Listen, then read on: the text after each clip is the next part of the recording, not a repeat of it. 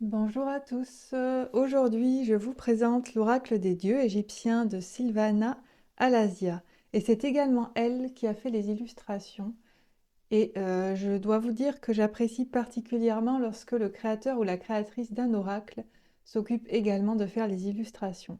Voilà, pour moi, c'est un point important parce que je me dis qu'elle peut faire vraiment comme elle l'entend et elle peut exprimer ce qu'elle veut, sa véritable pensée, le fond de son esprit, puisqu'elle fait ou il fait également les illustrations de son jeu d'oracle. Voilà. Donc c'est un oracle aux éditions intuitives qui est à l'origine édité chez Lo Scarabeo.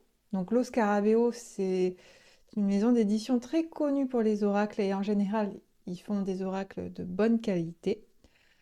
Donc son prix est de 22,90 €. La boîte est de petite taille, noire. Vous voyez le symbole de l'encre sur le dessus. À l'arrière, il y a quelques cartes d'illustration et un petit mot sur ce coffret. Donc il y a 36 cartes oracle en tout et un livre de 64 pages. Voilà. Donc bien sûr, la boîte est solide, hein, c'est classique. Des jeux d'oracle comme ça. Donc à l'intérieur, cette boîte possède la fameuse languette qui permet de soulever le jeu, en fait, le livret et les cartes, sans avoir à galérer à essayer de récupérer les cartes et le livret. C'est quelque chose que j'apprécie également.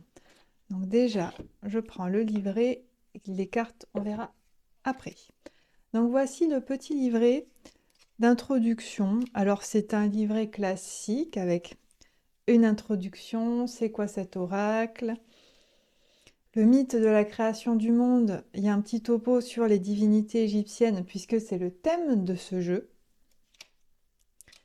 Ensuite, il y a des techniques de tirage. Et enfin, les cartes des divinités qui sont expliquées. Alors, pour moi, il est quand même nécessaire d'avoir certaines connaissances concernant les divinités égyptiennes pour apprécier au mieux ce jeu. Alors, chaque carte représente une divinité et dans ce livret, il y a une petite description de la divinité, mais c'est vraiment succinct, c'est très très court. Et à la fin, il y a un petit message concernant la signification de la carte. Mais pour moi, vous risquez de passer à côté de certaines informations si vous ne connaissez pas le mythe complet de la divinité. Donc, bon, après, c'est vous qui voyez. Dans certains cas, ça peut être suffisant. Je pense quand même que c'est bien d'avoir certaines connaissances concernant les divinités de l'Égypte ancienne pour pouvoir profiter pleinement des messages délivrés par ce jeu. Donc voilà. Et à chaque fois, vous avez le numéro de la carte, la divinité, le mot-clé associé et la carte également qui est en noir et blanc ici, avec la description et le petit message. Voilà, donc pas grand-chose à dire, hein, c'est un petit livret classique, c'est court, ça peut être suffisant. C'est sûr que le texte aurait pu être beaucoup plus développé, mais voilà, c'est déjà mieux que rien. Ensuite, les cartes. Alors, voici le dos de la carte. Donc ça, c'est un dos, je pense que pour les personnes qui tirent avec les cartes renversées, ça peut être intéressant de ne pas savoir en fait si la carte est renversée ou non avant de la retourner. Voilà, les cartes sont souples, elles sont lisses, elles ont l'air d'être de bonne qualité. Le dessin prend toute la carte entière, il n'y a pas de cadre autour.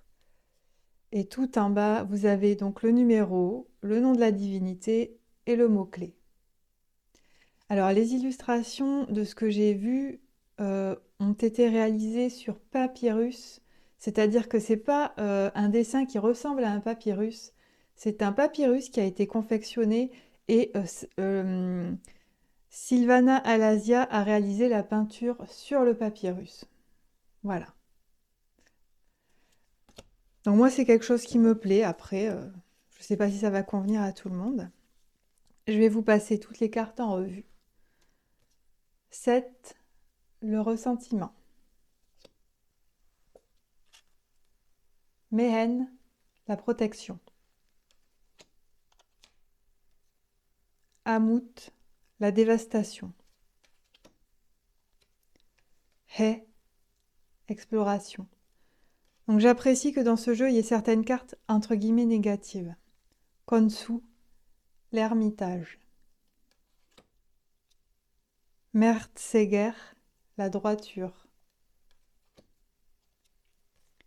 Kepri, le changement. Pta, le savoir-faire. Serket, la guérison.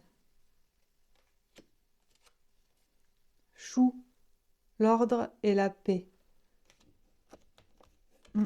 Ces cartes glissent bien et elles sont en train de partir en cacahuète. Isis, la foi et la sagesse. Je ne comprends pas pourquoi elle n'a pas mis le nom de la déesse, le nom égyptien. Mais bon. Sekhmet, la justice. Nephthys, la méditation. Amon-Ré, la création. Bastet, la passion. Satis, la fécondité. Anouket, l'espoir. Nefertum, la complétude.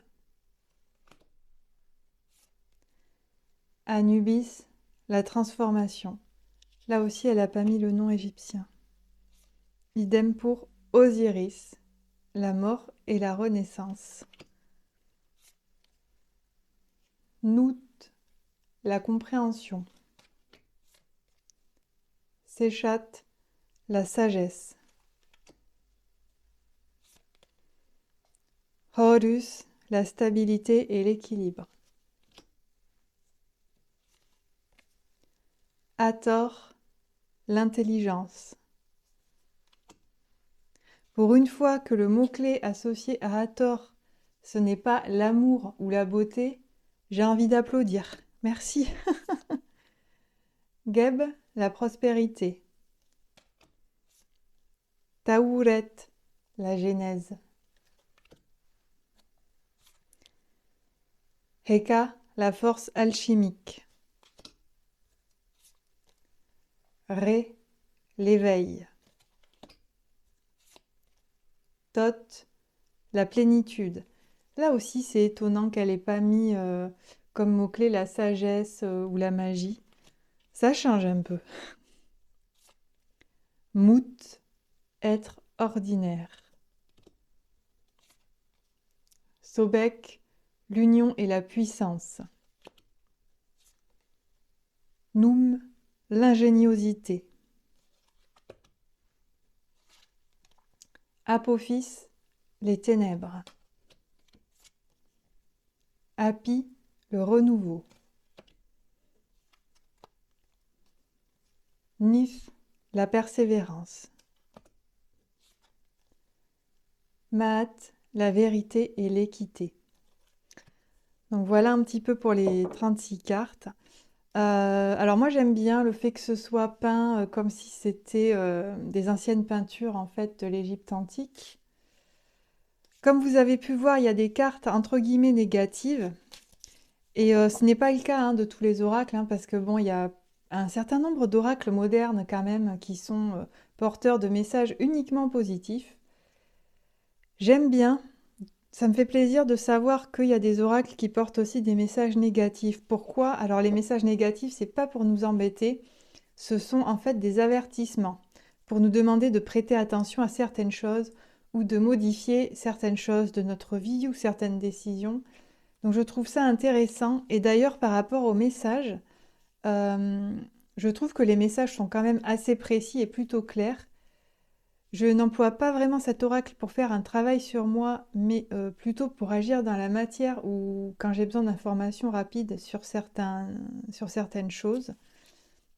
Voilà, donc c'est un jeu que j'apprécie. Et bravo à la créatrice d'avoir également fait les illustrations. Voilà, je m'arrête là pour la présentation de ce jeu et je vous dis à la prochaine.